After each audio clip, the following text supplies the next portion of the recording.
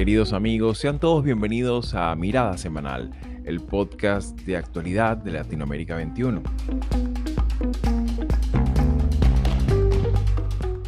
Como todos los domingos, analizaremos las principales noticias de la semana con el respaldo intelectual de Marisabel Puertarriera y Manuel Alcántara Sáez.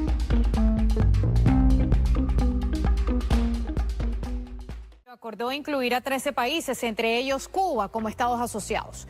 Ello significa que las aspiraciones del régimen de La Habana de formar parte del BRICS como miembro pleno deberán esperar por un proceso de consultas entre los integrantes oficiales del grupo. Con 15 años ya a sus espaldas, la Organización Internacional de Países denominada BRICS se reúne en Kazán, Rusia, en un contexto de crecientes tensiones geopolíticas. Una asociación de naciones originalmente compuesta por Brasil, Rusia, India, China y Sudáfrica, ampliada además con Irán, Egipto, Etiopía y los Emiratos Árabes Unidos, con el paso de los años han ido trascendiendo de una organización de promoción comercial a un bloque geopolítico con una mayor beligerancia internacional. Este ha sido el carácter de su 16ª cumbre del 2024, en la que además de propuestas ambiciosas como la bolsa de cereales, sus exhortos sobre la guerra en Gaza y sus avances en la creación de una moneda común, destaca su abierto descrédito a la institucionalidad diplomática occidental. Ante la capacidad de influencia que busca acelerar los BRICS en la escena mundial y considerando en especial el rol diplomático de Brasil tanto en esta organización como también de anfitrión de la cumbre del G20 a celebrarse en los próximos días en Río de Janeiro, cabría preguntarse, ¿podrá el gobierno de Lula ser una bisagra de encuentro o más bien un factor de mayor disgregación internacional? ¿Cuál es el papel de Latinoamérica en la agenda de los BRICS en este momento geopolítico? Y en especial, ¿qué influencia real puede llegar a tener este bloque para la salud democrática de la región? Soy Xavier Rodríguez Franco, les saludo desde Fernandina Beach, Florida, y hoy es domingo 3 de noviembre de 2024.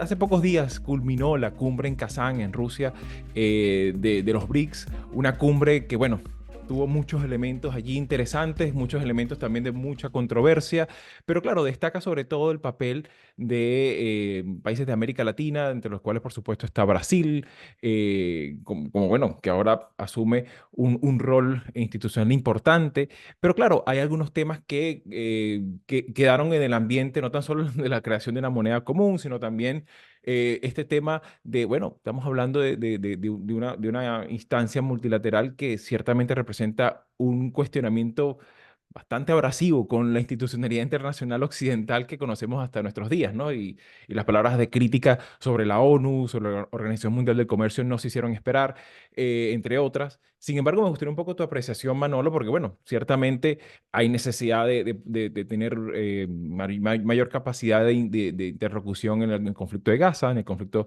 también de otras zonas del mundo, sobre todo en el conflicto que ocurre entre Rusia y Ucrania. Sin embargo, el papel de América Latina está allí, estuvo allí, y en ese sentido me gustaría un poco cómo lo viste en el despliegue de estos pocos días de la cumbre.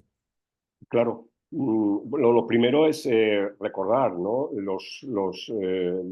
La historia no tan pasada, ¿no? Relativamente reciente, de la existencia del movimiento de los no alineados, ¿no?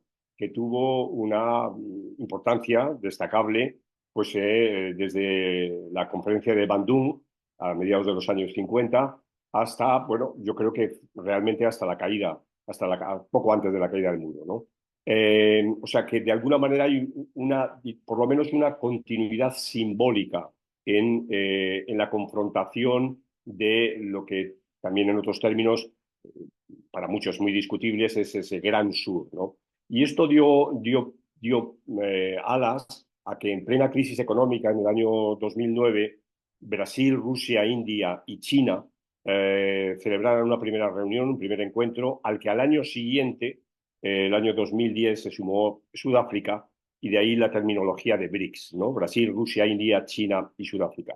Y bueno, durante toda la década pasada, hasta ya después de la pandemia, tuvieron una cierta institucionalidad que fue dando pasos hacia adelante en el orden internacional, digamos, ¿no? Y esto coincide también con el papel que va a empezar a jugar Rusia tras la invasión a Ucrania en el escenario internacional, el papel en clave de polarización.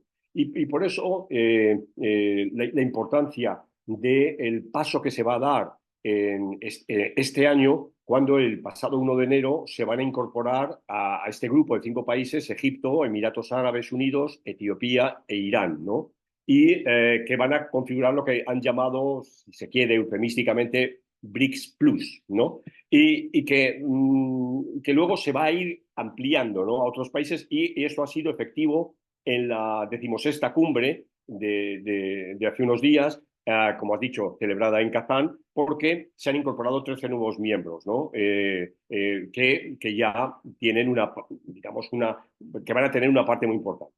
Y aquí esto ya me da pie para entrar al ámbito, las repercusiones en el ámbito latinoamericano, porque evidentemente de esta cumbre a la que van a asistir físicamente solamente 2 mandatarios latinoamericanos, que es Luis Arce y Nicolás Maduro, son los 2 únicos que pudieron estar, porque Lula tuvo que cancelar en el último minuto por un problema de una lesión que no le permitía viajar. Pero lo importante de este momento para América Latina tuvo que ver con el hecho de que a Brasil y el gran actor de la política exterior brasileña, ¿no?, como es Mauro Vieira, ¿no?, que es el canciller, vetó la posibilidad de que Venezuela, estando allí Maduro, de que Venezuela fuera miembro de los BRICS, ¿no? Y sin embargo, hubo luz verde para la incorporación a los BRICS de Bolivia y de Cuba. De nuevo, el presidente de Cuba, Díaz-Canel, no existió. Bastantes problemas tenía en la isla con los apagones. Por cierto, es algo que lo que tendremos que hablar de este asunto. Pero ya digo, se van a incorporar 2 países. Por consiguiente, ahora mismo en los BRICS está Brasil, Bolivia y Cuba. Debería haber estado Argentina, que había sido aprobada su membresía junto con Arabia Saudita en la cumbre del año 2023, pero el gobierno de Milei retiró y se negó, digamos, a asumir ese ingreso, ¿no? Por consiguiente, estamos hablando de 3 países, si nos damos cuenta, muy desiguales, pero yo creo que la lección más importante la ha dado aquí Brasil, de lo que puede ser el futuro de los BRICS, en el sentido, preside el G20, no hay que olvidar que la reunión del G20 se va a celebrar en Brasil del 6 al 8 de noviembre, donde están también Argentina y México. Digamos que Brasil juega en dos canchas, ¿no? Y es el gran papel que le corresponde, por consiguiente, a la diplomacia brasileña y al liderazgo en este sentido de Lula, precisamente de que los BRICS no generen un argumento más en la polarización que vive el mundo, ¿no? O sea, precisamente esta idea de no alineamiento es ahora mismo fundamental en un mundo que, repito, cada vez está más polarizado y por consiguiente cada vez es más inseguro. El papel de Brasil creo que es fundamental en las fechas que vienen. Claro, y en ese sentido, pues por supuesto estaremos muy atentos a esa cumbre del G20 que se realizará este año. Y en ese sentido también me gustaría un poco tu apreciación, Marisabel, sobre todo porque, bueno, ciertamente estamos hablando de un repunte también de la beligerancia y la capacidad y el incremento de la capacidad de influencia de actores no democráticos, como el caso de Rusia, como el caso de Irán, como el caso de otros países que ciertamente están allí para buscar mecanismos alternativos para sortear. Estamos hablando de que es una colección de países que tienen en sus espaldas sanciones en distintos organismos multilaterales. Y de alguna manera, pues también parte de su supervivencia pasa por sortear estas sanciones que todavía siguen existiendo. Y en ese sentido, pues creo que esto también forma parte de la declaración de intención no escrita de la propia cumbre, pero me gustaría un poco tu apreciación, cómo miras esto de cara a este futuro, sobre todo pensando en América Latina, ya para el cierre de este 2024. Nosotros en anteriores oportunidades creo que habíamos hablado de los BRICS y cuál es su verdadera intención, ¿no? Si bien en este tramo que busca despolarizar la conversación en el ámbito de la comunidad internacional y no solamente servirle de escenario a un Putin que está cada vez más aislado, ¿no? Ha tenido que cerrarse en estos espacios y sus alianzas. bueno, francamente, Corea del Norte apoyándolo en la guerra. Y sí me parece, y hago el inciso con este comentario sobre la presencia de Guterres en esta cumbre, en este espacio. Yo veo todo ese escenario como simplemente un cambio epocal. Aquí estamos frente a una realidad donde lo que representaba, por ejemplo, el sistema de las Naciones Unidas y todos estos grupos y asociaciones regionales, bloques hemisféricos, todo esto, a mi modo de ver, está sufriendo un proceso de transformación. Si bien Putin tiene un enorme interés no solamente por ejemplo, en el resultado electoral de Estados Unidos, también tiene claro cuáles son las alianzas que le convienen. Y en ese sentido me refiero específicamente al caso de Venezuela. ¿Cómo se justifica que sea Cuba y que no entre Venezuela? Es interesante, ¿no? Y quizás no debería extrañarnos que Brasil haya tomado esa postura, ¿no? Porque por una parte Lula no quedó muy bien en ese proceso de negociación con Maduro, entonces allí hay un poco eh, se está fijando una posición porque no se actuó dentro de los esquemas de la diplomacia. Pero a mí me parece que esa es la lección. Con gobiernos autoritarios, esos procesos y esos mecanismos y esos instrumentos de la democracia no funcionan. Entonces ahí es donde yo incluyo el por qué Cuba sí y Venezuela no. Allí hay un interés. ¿Cuál es el interés? Eso lo vamos a ver, ¿no?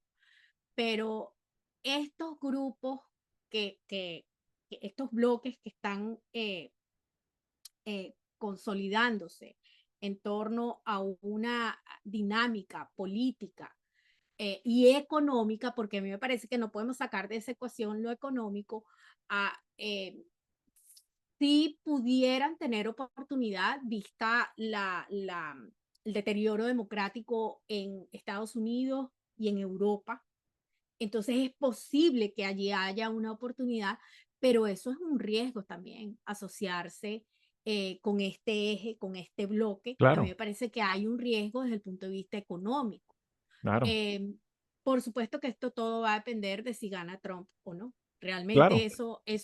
porque si él gana, entonces va a encontrar este eje que le es más favorable a sus aspiraciones autoritarias. Entonces, Claro, y todo en va a ese cambiar. sentido, claro, por supuesto, y en ese sentido, como es de esperarse y como ya ha sido también habitual, muy probablemente también vamos a volver, sobre todo a hacer un especial en las próximas semanas sobre Estados Unidos. O sea, ciertamente va a ser una elección muy, muy importante para el resto no tan solo de la región, sino del mundo, y que ciertamente estos temas como de esta cumbre y esta capacidad de nueva injerencia que busca revitalizar esta cumbre, pues, por supuesto, será de mucho interés para nuestra audiencia y, por supuesto, para la salud democrática de nuestra región. Así que, bueno, mis queridos, se nos ha echado un poco el tiempo encima. Muchísimas gracias, como siempre, por su participación y su sabiduría y, bueno, y a nuestra audiencia por su consecuente complicidad. Así que, bueno, estaremos muy atentos a lo que vaya ocurriendo en las próximas semanas y, por supuesto, estaremos de vuelta en la mirada semanal el próximo domingo. Claro que Hasta sí. entonces. Buena semana. Si llegaste hasta aquí y te interesan estos temas, puedes ayudarnos a seguir haciendo estos vídeos dándole like, compartiendo, comentando y suscribiéndote al canal de YouTube de Latinoamérica 21. Puedes acceder también a todos nuestros episodios entrando en nuestra página web latinoamerica21.com/podcast y en las principales plataformas de audio. Subimos videos nuevos todas las semanas, así que nos veremos en Mirada Semanal muy pronto.